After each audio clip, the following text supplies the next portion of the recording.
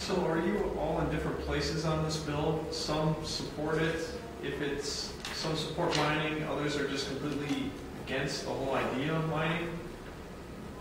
Or do you have consensus? My situation is I'm not against mining. I'm against anything that would damage Lake Superior. And for all intent and purpose, AB1, SB1 is designed to pollute Lake Superior watershed. Go ahead, Carl. I think it was real clear when I started out. To me, it's a water and legislative issue. And that's what we're here to protect, is our water. So it's not whether we want mining or not jobs or not. It's about protecting the water quality we have. So mining could happen if it's done. Certainly. Well, under the protection water. We forget that we have legislation in place right now that mines have got permitted under. So it's not like we don't have legislation. Now they could take that current legislation and maybe tweak it a little for timelines and such, but it's worked. And we were one of the first in the country that had this type of legislation. In fact, we're probably the most conservative in the United States. So you wonder if we're able to defeat the current legislation, what would happen in other parts of the United States. But Kelly and Scott seem to be in a different place. You sound like you're completely against the idea of mining. I don't believe that this legislation gives us the protections that we need. The current legislation, the current law, says prove it first. And so from the situation that we stand in the watershed of Lake Superior, I believe that prove it first is a really good maxim. That show us that this can be done safely, and then I will believe you. Because Lake Superior is nothing to experiment with. I guess that. Go ahead. Sorry, Carl. No. I would say that 2 years ago when this idea first came up, I was open to it. Sure, there is space for responsible use of our resources, and the fact is that iron is a necessary resource that we use for a lot of things. However, as this process has moved forward, we found that the people writing legislation have no interest in hearing what we think about it. They don't have any interest in giving us the assurances that we need to know that our community is protected. The company has gone above and beyond to cause divisions within our communities. They've just been really bad actors, and they've shown us that we can't trust them. Why would we give them something so valuable and so important to our communities when all they've given us is trust us, we'll fix it, but we'll tell you how after you give us the permit? That's not acceptable. So mining is okay, but not this way, not with this company? And not in this place, actually, I think. But well, does that mean no mining at all in Ashland County? No, but I question whether or not they really have the technical expertise to do it in this place. It's on a rigid slope. If you look at this relief map, you can clearly see that Ashland sits in the bottom of this bowl. It all runs downhill. It's a very steep slope where they'll be mining, and they haven't done their due diligence to make sure that it's a safe process. And they want to keep telling us, oh, we've got the technological ability to deal with this, but we're not going to tell you what it is. And they're not telling us that they're not releasing any information in terms of what they found there.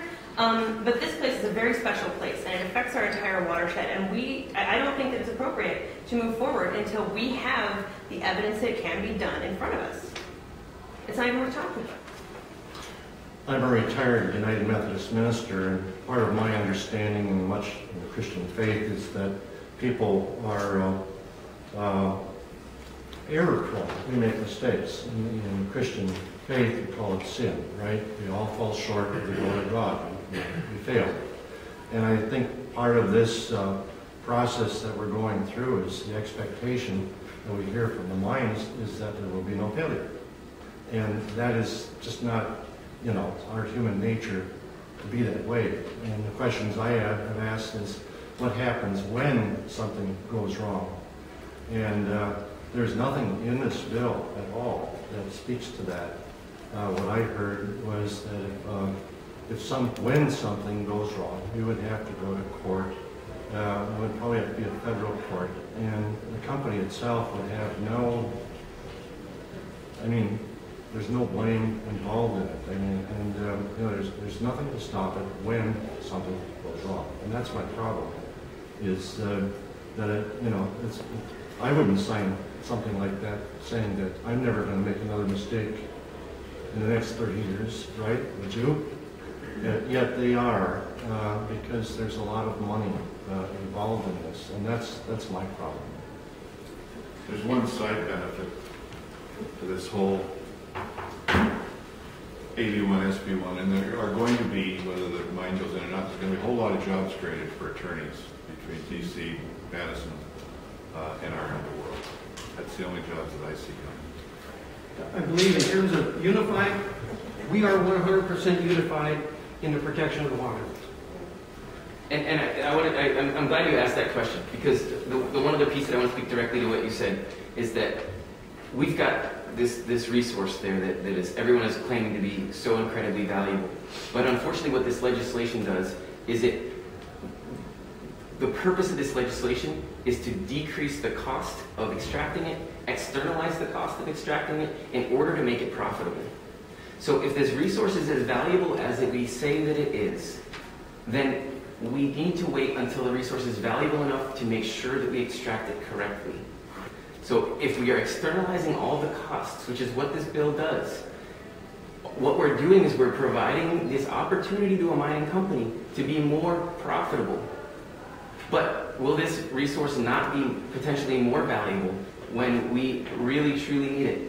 When we look at what happened in World War II, when we came together to extract resources, to recycle resources in order to support the national security of the United States, we came together and we made some huge efforts to do that.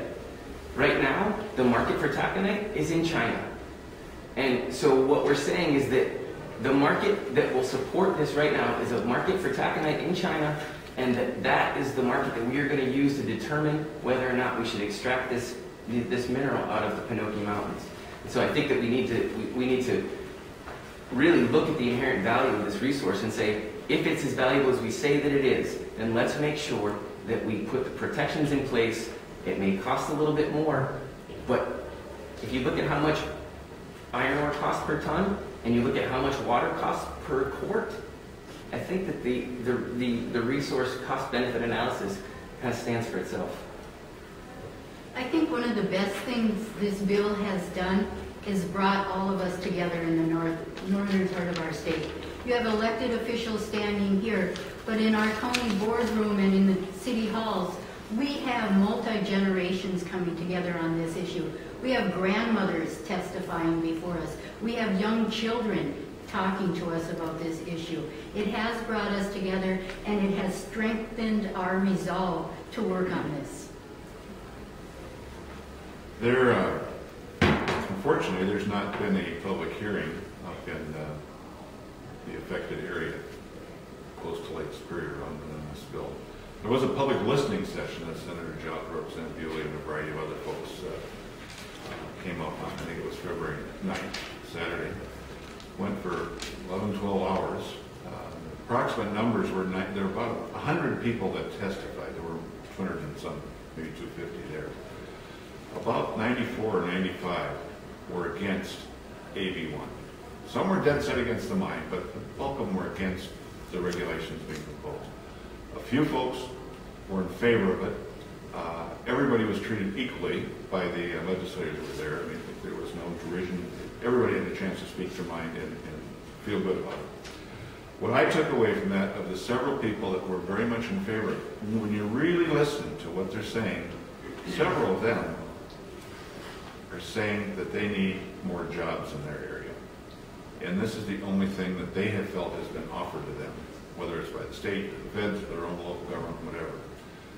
So I believe that those folks are open to other ways of helping the northern economy grow until such time that the mine would be safe to operate. A mine would be safe to operate.